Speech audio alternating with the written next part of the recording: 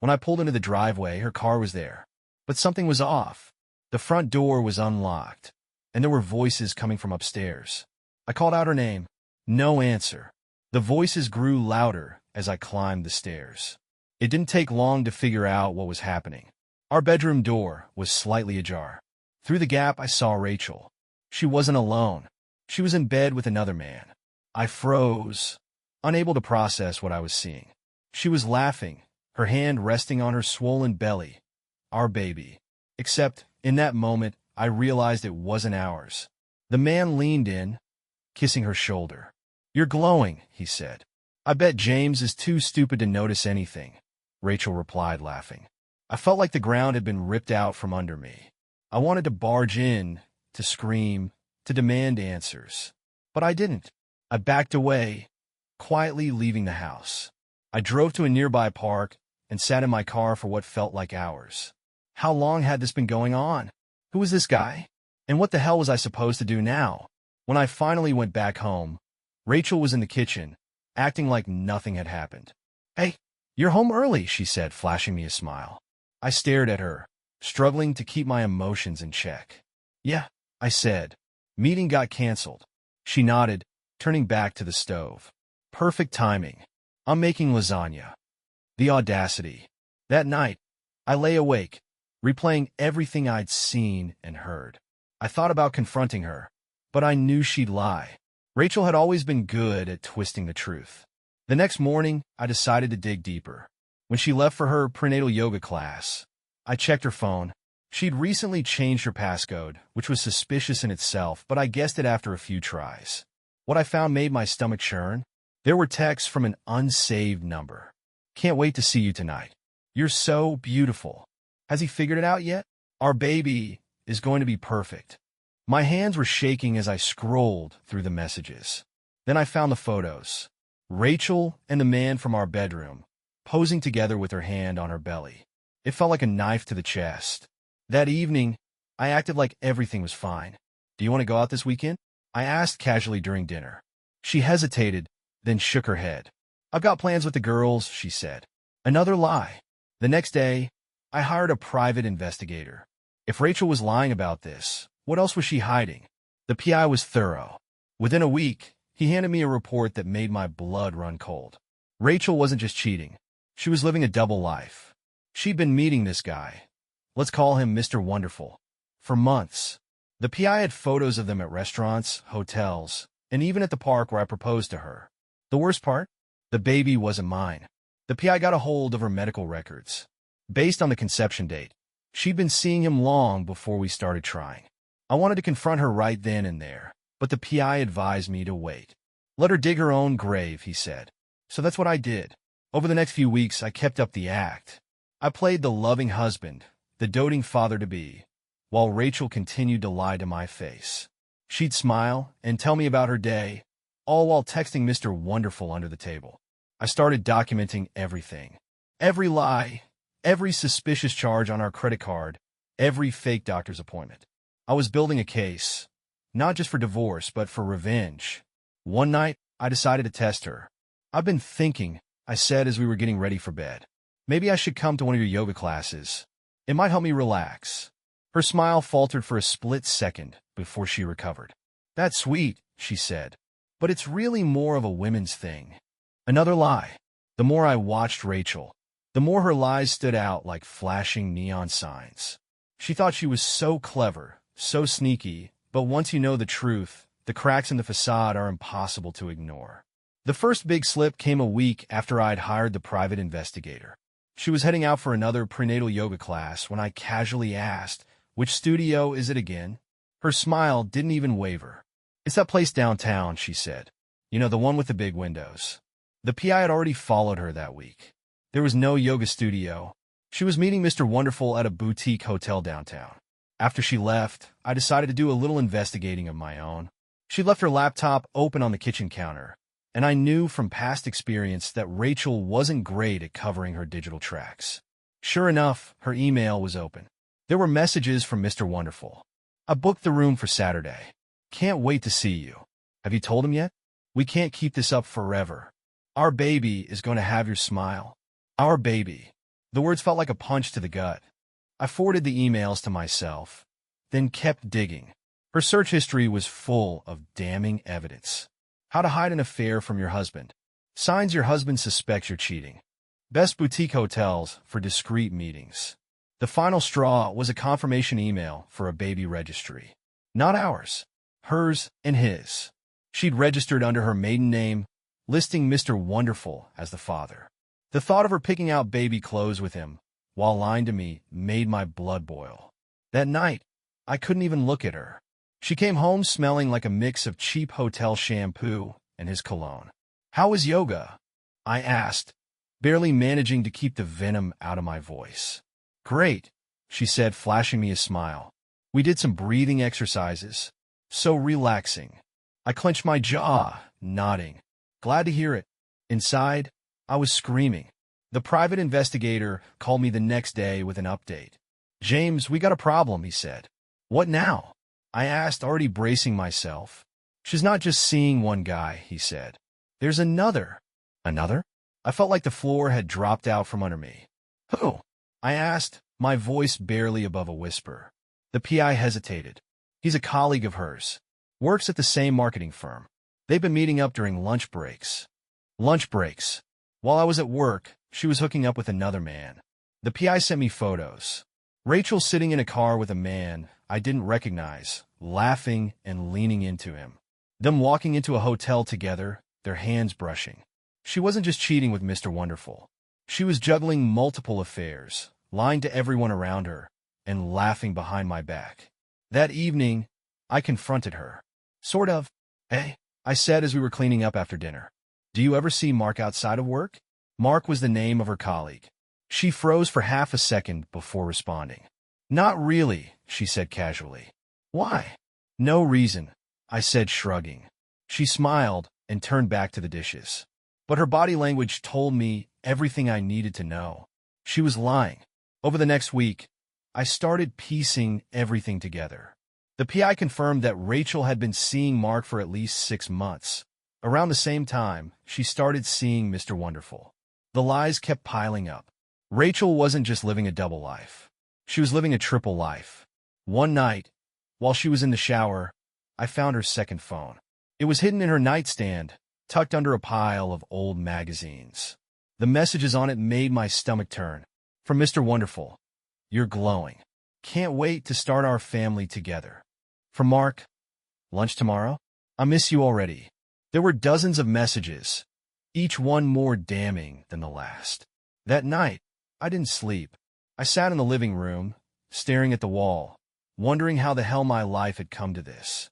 The next morning, Rachel asked me if I wanted to help paint the nursery. "I thought it could be something we do together," she said, smiling sweetly.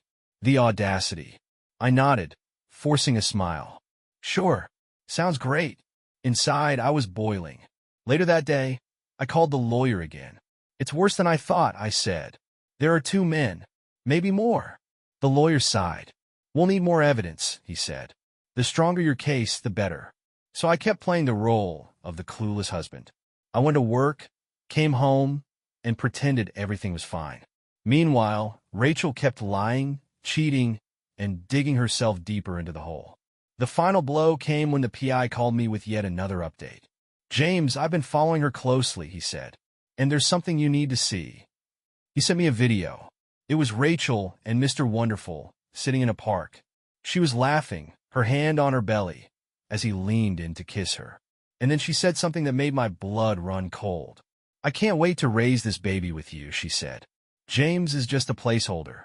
By the time I received the video from the private investigator, my mind was a swirling storm of anger, betrayal, and despair. Rachel wasn't just cheating on me. She was plotting a future without me while I played the fool. The phrase "James is just a placeholder" echoed in my mind, each repetition a deeper cut.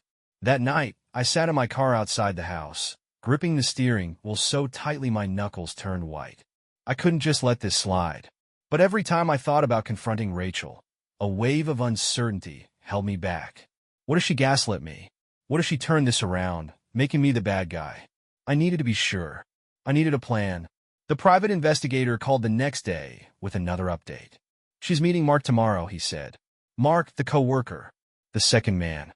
My stomach churned as he laid out the details. They have a hotel booked downtown. Same place as last time. Got it, I said. I requested time off work, claiming a family emergency. The irony wasn't lost on me. The next day, I parked my car a few blocks away from the hotel. The private investigator had already confirmed Rachel's room number, so I took the elevator up to the 6th floor, my heart pounding in my chest. I didn't know what I'd do when I saw her. When I reached the door, I hesitated. I could hear muffled voices from inside. Laughter, followed by Rachel's unmistakable giggle. I knocked. The voices stopped abruptly. A few seconds later, Mark opened the door. He looked confused at first, then alarmed when he recognized me. Can I help you?" he asked, his voice shaky. "Where is she?" I demanded, pushing past him. Rachel was sitting on the bed, her face pale. "James," she stammered. "What are you doing here?" "What am I doing here?" I snapped. "What the hell are you doing here, Rachel?" Mark tried to intervene. "Look, man, I think you should leave." "Shut up," I barked, pointing a finger at him. "This is between me and my wife." Rachel stood up, crossing her arms defensively. "You have no right to barge in here," she said. "I have every right," I shot back. "I'm your husband, or did you forget that while you were playing house with him?" She rolled her eyes, her attitude only fueling my anger. "Oh, please," she said. "Don't act like you're some innocent victim. You've been distant for years, James. This is as much your fault as it is mine." I laughed bitterly. "My fault? Are you serious? You're pregnant, Rachel, and it's not even mine." Her face twisted in anger. "Keep your voice down," she hissed. "Why? Afraid someone might hear the truth?" Mark stepped forward again, his hands raised in a placating gesture. "Look, man, maybe we should all calm down." "Don't," I warned, my voice cold. I turned back to Rachel, my chest tight with a mix of rage and heartbreak. "How long has this been going on?" I demanded. She didn't answer. "How long?" I yelled, slamming my hand against the wall. She flinched but still refused to speak. Mark cleared his throat, looking uncomfortable. "Maybe I should go," he said. "Yeah," I said sharply. "That's the first good idea you've had today." He grabbed his jacket and left without another word, leaving Rachel and me alone in the room. The silence was deafening.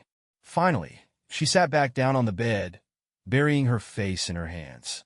"I didn't want it to be like this," she said, her voice muffled. I stared at her, my chest heaving.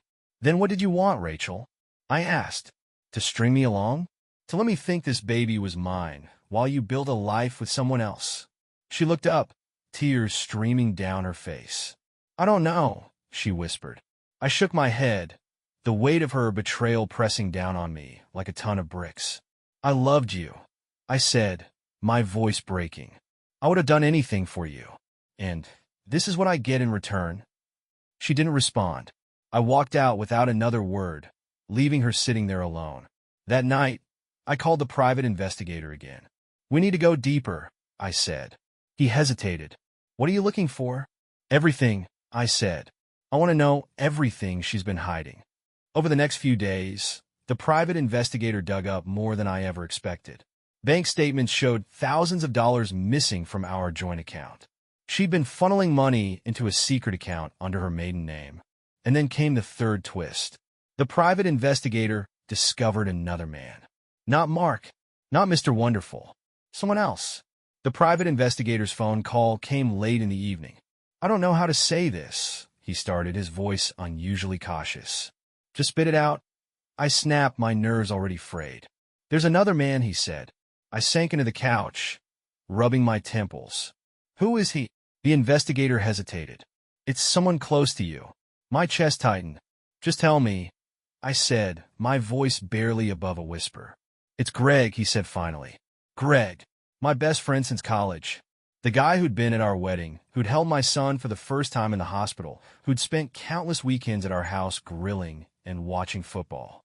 "No," I said, shaking my head. "That doesn't make sense." "I'm sorry," the investigator said, "but I've got proof." The next day, he handed me a file thicker than any of the others. Inside were photos of Rachel and Greg, laughing together at a bar, walking into a hotel, sitting close at a cafe. There were also texts, dozens of them. Rachel, can't wait to see you again. He's so clueless. Greg, I feel guilty sometimes, but then I remember how much better you deserve. The betrayal hit me like a freight train. It wasn't just Rachel anymore. Greg, the guy I trusted with everything, was in on it too. That evening, I asked Greg to come over.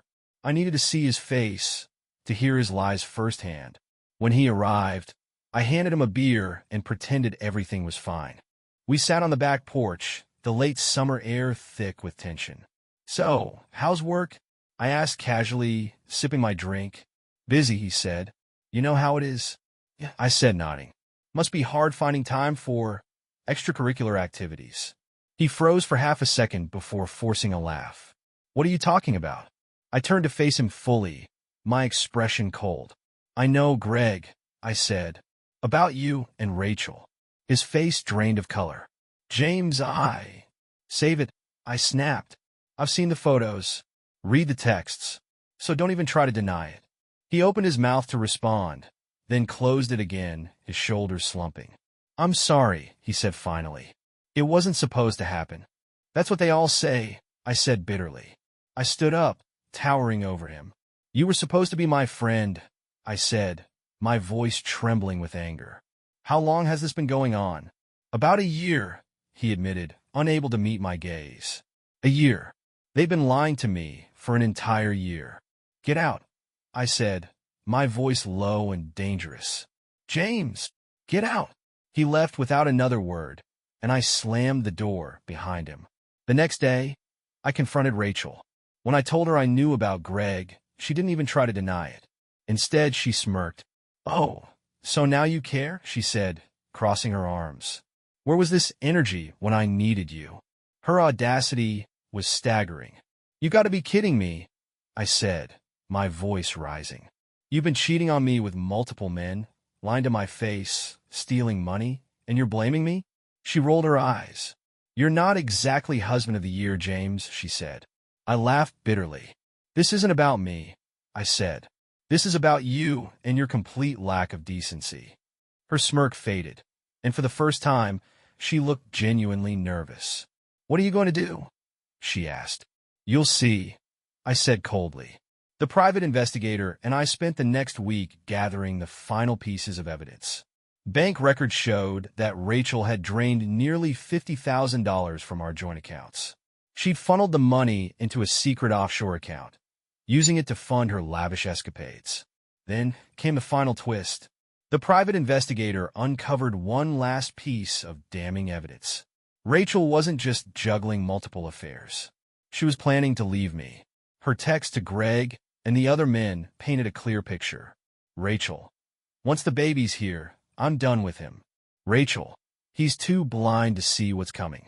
I'll take the house, the kids, and the money. He can keep his pathetic little life. I couldn't breathe as I read her words. This wasn't just betrayal. This was calculated, cold-blooded destruction. That evening, I sat down with my lawyer and finalized everything. The divorce papers were ready. The bank accounts were secured, and the evidence was irrefutable. All that was left was the confrontation. The day I'd been dreading and planning for had finally arrived. I'd spent weeks gathering evidence, securing bank accounts, and meeting with the lawyer. The private investigator had provided a mountain of proof that painted Rachel for what she was: a liar, a thief, and a serial cheater. All that was left was to confront her. That Saturday, I told Rachel we needed to have a serious conversation. She rolled her eyes, barely looking up from her phone. What now? She asked, her tone dripping with annoyance. It's important, I said firmly. The kids are with my sister for the weekend, so we won't be interrupted. She sighed dramatically. Fine, can we make it quick? I have plans tonight. The audacity. I took a deep breath, steadying myself. We'll see, I said. At 7 p.m., I asked her to join me in the living room. She strolled in casually, her phone still in hand. What's this about? She asked, plopping onto the couch. I didn't sit. Instead, I placed a folder on the coffee table between us. Her brow furrowed as she looked at it. What's that? Everything, I said. Everything you've been hiding from me. Her smirk faltered for a brief moment before she recovered. I have no idea what you're talking about, she said, crossing her arms. I opened the folder and began laying out the evidence piece by piece. First, the hotel receipts, then the photos, the texts, the financial records. Her face went pale as I spoke. I know about Mark, I said, my voice steady. I know about Victor. And I know about Greg. Her eyes widened, but she still didn't speak. And don't even think about denying it, I said, holding up my phone. Because I have video evidence too. Finally, she snapped. This is insane, she yelled, jumping to her feet. You've been spying on me? You left me no choice, I said coldly. You've been lying to me for over a year, Rachel. Cheating, stealing, planning to leave me, and taking everything. Did you really think I wouldn't find out? She opened her mouth to respond, but I wasn't finished. You've been siphoning money from our accounts, I continued. Stealing from the kids' college fund. And for what? Fancy hotels and secret registries? Her face twisted in anger. You don't understand, she snapped. Then explain it to me, I said, my voice rising. She hesitated, then sat back down, her shoulders slumping. I didn't mean for it to get this far, she said quietly. Too late for that, I said. This isn't just some mistake, Rachel. This is calculated. Cruel. For a moment, she looked like she might cry. But then her expression hardened. So what now? She asked defiantly. I reached into the folder and pulled out the divorce papers. This, I said, sliding them across the table. I've already filed. You're getting nothing. No house, no kids, and certainly no money. She stared at the papers, her jaw tightening. You can't do this, she said. Oh, I can, I said. And I have. She stood up, her fists clenched. This isn't over, she said. Yes, it is, I said. I walked out of the room, leaving her standing there, furious and defeated. The next day, she moved out. She tried to put on a show for the kids, acting like the doting mother, but they weren't buying it. Emily refused to speak to her, and Michael wouldn't even look at her. Over the next few weeks, Rachel tried every trick in the book. She begged. She threatened. She even tried to manipulate the kids into siding with her. But it didn't work. The evidence was irrefutable, and the court sided with me. I got full custody of the kids, the house, and the financial assets. Rachel was left with nothing but the mess she'd created. After the confrontation, the weeks that followed were a whirlwind of court dates, legal paperwork, and strained conversations with the kids. But for the first time in what felt like forever, there was clarity. Rachel was out of the house, and her lies were finally behind me. The divorce process was brutal. Rachel's lawyer tried to paint her as a victim, a stressed-out mother-to-be who'd made a few mistakes. But the evidence I'd gathered told a different story. The court was presented with photos and videos of her infidelity, bank statements showing stolen money, texts and emails proving her premeditated betrayal. The judge didn't mince words when delivering the ruling. Mrs. Carter's actions demonstrate a clear disregard for her marital responsibilities and a pattern of deception that is harmful to her family. I was granted full custody of Emily and Michael, as well as ownership of the house. Rachel was ordered to repay the stolen funds, and her request for spousal support was denied. When the gavel struck, I felt a weight lift off my shoulders. It was over. Rachel didn't take it well. She called me incessantly, leaving voicemails that swung wildly between rage and desperation. This is all your fault, James. I'm sorry. I can change. Please, let me come back. The kids need their mother. You're ruining their lives. The kids, however, were thriving without her toxic presence. Emily threw herself into her studies, determined to get into a good college. Michael joined a soccer team and seemed happier than he'd been in months. One evening, Emily came into the living room holding a photo album. Do you think we should throw this away? She asked, pointing to a picture of Rachel. I took the album from her and flipped through the pages, memories of happier times staring back at me. No, I said finally. She's still your mom, no matter what. Emily nodded, but didn't look convinced. She doesn't feel like my mom anymore, she said quietly. The comment stung, but I couldn't blame her. Months passed, and life began to settle into a new normal. I started seeing a therapist, working through the anger and betrayal that had consumed me for so long. The kids and I established routines that felt stable and comforting. Family dinners, movie nights, and Saturday morning pancakes. Then, one day, I received an unexpected letter from Rachel. The envelope was plain, with no return address. Inside was a handwritten note. James, I know I can never undo the damage I've caused, but I hope someday you can forgive me. I've lost everything, and I have no one to blame but myself. Please tell the kids I love them. I hope they'll let me back into their lives someday. Rachel. I read the letter twice, then folded it carefully and put it in a drawer. I didn't respond.